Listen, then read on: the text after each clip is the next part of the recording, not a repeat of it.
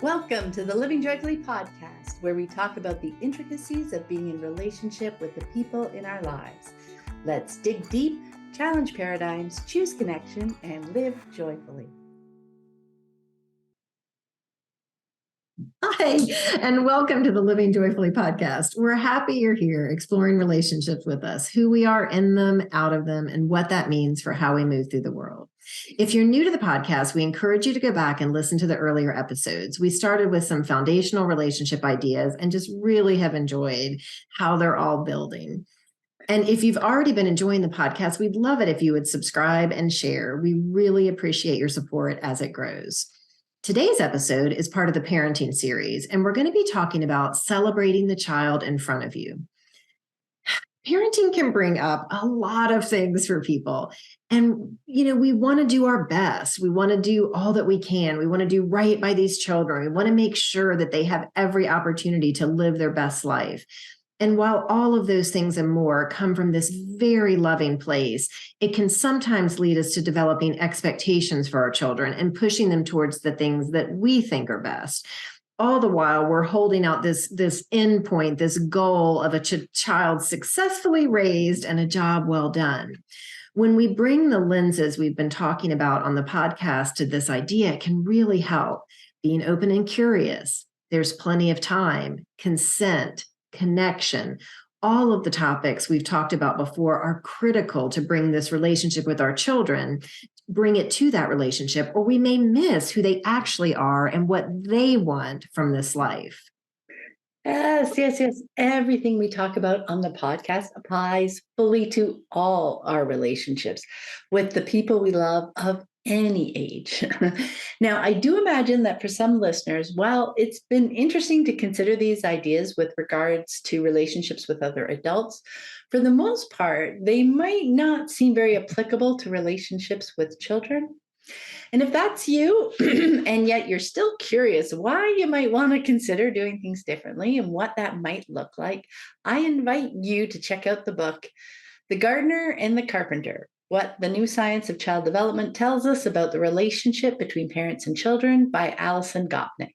And we'll put a link in the show notes. She's one of the world's leading child psychologists, a professor of psychology and affiliate professor of philosophy at the University of California at Berkeley.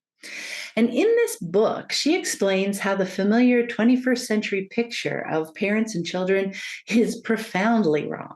It's not just based on bad science, it's bad for kids and parents too. And I do love her gardener and carpenter analogies for parenting styles. So, with the carpenter model, parents are working with a goal of producing a particular kind of adult.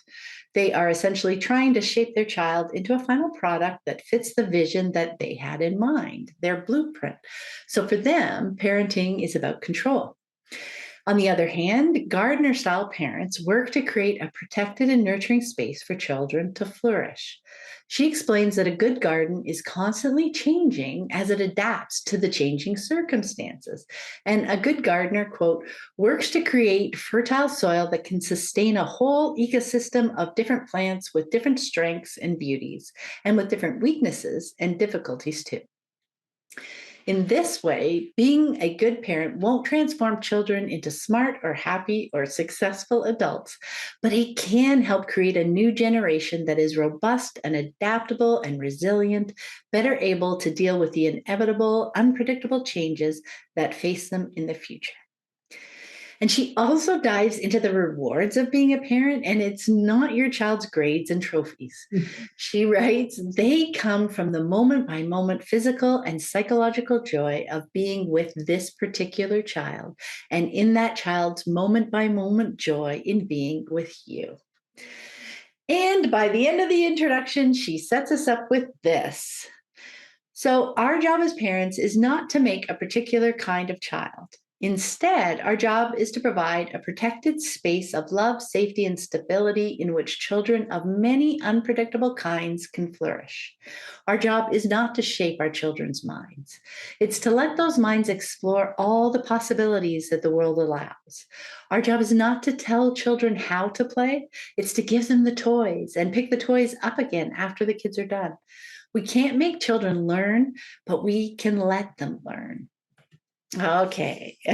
I think that Mhm. shift in perspective from trying to shape a child into our vision of perfect to discovering, supporting, and celebrating the unique child in front of us makes all the difference in cultivating strong and connected lifelong relationships with our kids, right? That's the difference. You are going to be in relationship with your child far beyond their childhood, right? Yes, that's the hope anyway, And it really is such an apt analogy. And I think it helps us to step back a bit and actually just kind of see how it's playing out. We can think about how it felt in our childhood and what kind of relationship we want to have with our children, kind of beyond those expectations. What do we want that relationship to feel like? Something that compounds this kind of tendency to control or have expectations is that we often come into parenting with these preconceived notions about what childhood is like. This could stem from our own childhood, which maybe we loved, or maybe what we bring is in reaction to our childhood, what we want to do differently. But either way, it's a reaction to from the past, not a response to what is actually in front of us, the child and the family we have right now. Sometimes we think our child will be like us. It goes back to how people are different. Our children are different. And if you have 3 kids, each one of them is their own unique person with their own way of being in the world. We don't want to hold this image we have in our head of them over top of the person that they actually are. And this goes to ideas about family culture too, which you'll hear, we're an outdoor family. We're a family of travelers, we're a family of whatever you finish that sentence with, it deserves a second look because it's oh so very rare that an entire family wants to move through the world in the same way. Instead, we can embrace the idea that we are a family of individuals and together we support one another to live our best lives. Yes, yes. I love that image. Supporting and celebrating each family member, especially children, as the unique individual that they are. They are in this moment. We're not trying to mold them into an individual. They are an individual right now.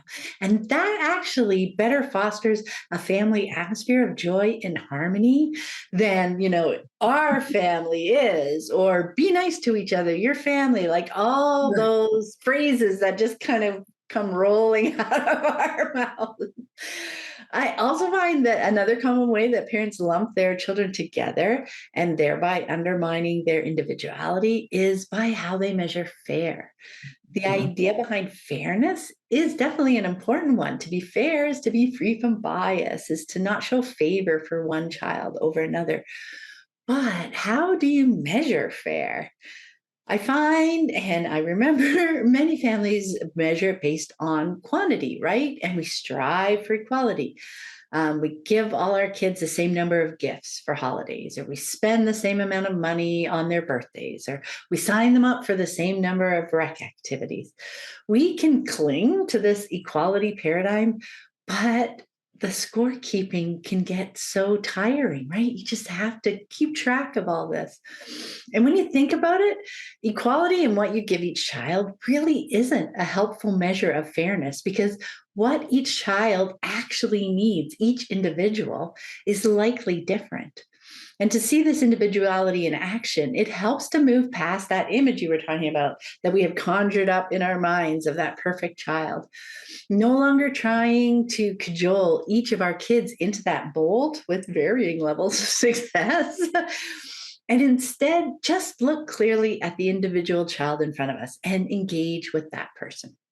When we can do that, each child feels seen, loved, and accepted as part of the family, even if what that support and engagement looks like is wildly different for each child. So at any given time, maybe one child needs more of your attention because they're sick or they're injured, while another is in the midst of a busy season with their favorite activity and needs you to provide supplies for it or transportation. And maybe a third is in a social season and wants your blessing to invite friends over regularly. So you may be giving each child very different things that take varying amounts of time, effort, money, energy, all those pieces. But when their unique needs are being met, they each feel seen and secure and celebrated for who they are as a person. I love that reminder that fair isn't the same as equal. We want to help each person in our lives pursue the things that they're interested in. And that can look, as you said, just wildly different. People feel much more seen and loved by tailoring our engagement and our resources to what suits them and helps them along their unique path over what an equal share of something they may not even want is. And I think it can be a really helpful framework to realize that what your child loves is who they are. So, using the things we've been talking about to connect with your child, listen, be open, have the conversations, really lean in to learn what they love and why. It may be that they love art or soccer or video games. Taking the time to understand and support their interests shows them that you see them and that you're celebrating the things that they love. And in that, you're celebrating them. And it's such an incredible gift to give the people in our lives that we love, that we love them without judgment. And I think it's so important because I think so often for many of us, love had a judgment piece attached to it. And we can let that go. For many reasons, we feel, I don't know, comfortable judging children, it seems, how they spend their time, what they're doing, how they're doing it. And I think perhaps we feel like it's coming from a place of love. It's an attempt to give our best advice. But more often than not, it's so disconnecting and it harms the relationship. That doesn't mean that we can't share the things that we've learned over the years, but with an understanding that those were our takeaways and theirs may be very different. And they may have to learn it all on their own. I know we can wish to save them from some of that hard work, but it just doesn't work that way. I'm sure we can all think back to times that our parents thought they knew what was best for us and they wanted to save us from this problem that we were running headstrong into, but it just never landed well. And I actually believe it creates what we're fearing because then our kids are less likely to come to us as they're figuring out things because they're fearing our judgment or our direction or that we're going to co-opt whatever it is they're doing. If instead we can stay connected and curious, we can act as that trusted advisor and a sounding board as they find the paths that make the most sense to them. Yes, it is so interesting, isn't it? How we feel more comfortable judging our children than other adults. Yeah, I think that ties back to that carpenter parenting styles, Right. which I think for many parents is the adult child relationship we know because that's how we grew up. We compare the child to the blueprint, we judge how close they are to that ideal, and then we have to use control tactics at that point to make the adjustments that are needed to get them back on track. And absolutely not as starkly negative as that sounds, right? We love our kids and we want what's best for them, but the real question is who gets to define what is best? As a carpenter style parent, we want to define that, right? It's our blueprint, our vision of the best path from naive child to successful adult. They're our child. We want them to listen to us and learn from our mistakes so they don't have to go through similar challenges. But as you said, that's just not how human beings are wired to learn. And we differ from our children in many significant ways, right? And regardless of age, we all want to learn through our own experiences, right? Think about how we like to learn. We all want to explore the things that we find fascinating. And our children will feel more supported and cared for when they know that we have their backs, that we love them and celebrate who they are. They feel safer coming to us with questions and to process things that have happened, knowing they won't be judged or scorned, but that we'll do our best to help them figure things out for themselves, right? So we're not there to tell them direction, but we're there to help them process and think things through, to understand it for themselves. Like that's where the real learning is. When they see the context, they see the choices, they see how things unfolded. Now, definitely, we can share our experiences with them as information that they might find helpful, but we can do it without that expectation that they adopt it wholesale. Again, we're different people and we're all in different places in our lives too. Like where we were at that age, what life was like at that age is different than what life at that age is like for them too. And my goodness, the lightness and the joy that comes with celebrating the amazing child that you love is priceless versus the weight we carry when we're always judging and trying to get them back on our track, right? Just Yes. night and day. Absolutely. And we can take that weight off of ourselves and off of our children. And it frees up energy to create these amazing relationships that last throughout our lives. And I think the other piece that can't really be overstated too is that when we're coming in with that judgment and control, we're really short-circuiting the learning. We're really not allowing them to learn about themselves. So if they love something intensely, but we're saying that doesn't align, that's not as academic as we want it, that's not as sporty as we want it, whatever the thing is, then they're left doubting what they're loving, what they're thinking. And so this process of them discovering who they really are is just being tamped down and short-circuited by us, which then just spills into their adulthood.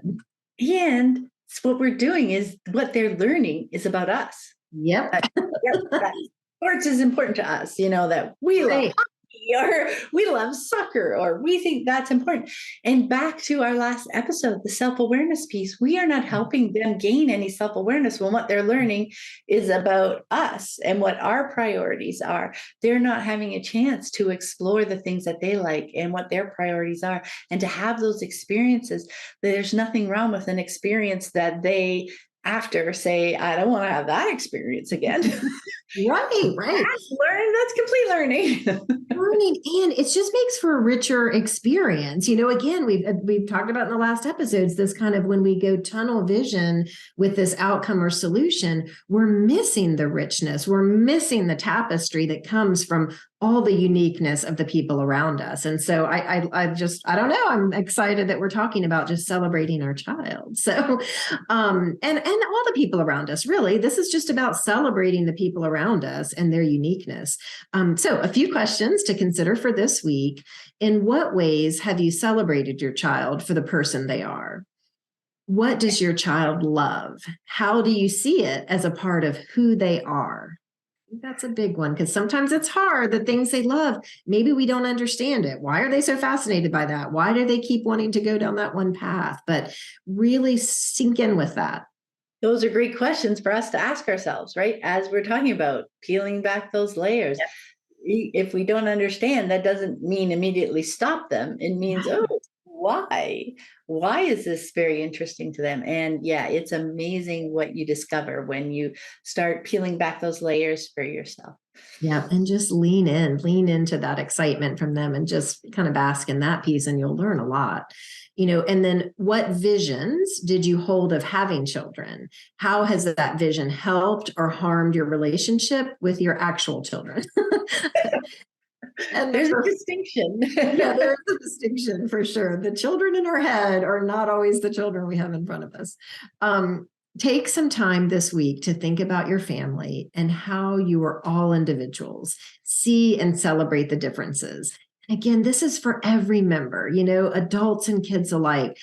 How different does that feel to think we're all celebrating the uniqueness? We're all there in it together, supporting one another. It's just such a different feeling. Yeah. And I think that is a place where we can all connect too, as we're talking about connection, is that we can each find the things that light us up, and we can connect through the fact that they light us up. We can celebrate that joy, that fun. Oh, you love that so much. I love this just as much. Right. It's so fun when we get a chance to do it and we don't want to do anything else. And like conversations can go there. Connecting with our kids or our partner doesn't mean that we have to love the thing they love as much as they do. But it means seeing how much they love that, celebrating how much they love that, supporting them to do it as much as they would like to be able to do it. Like all those pieces, it really is when you can peel that apart, that I have to love it as much, but oh no, I can celebrate that they love it that much. And then I can think about the things that I love that much. Like there is just It's just so rich. Like the world opens up for the It really family as is. well.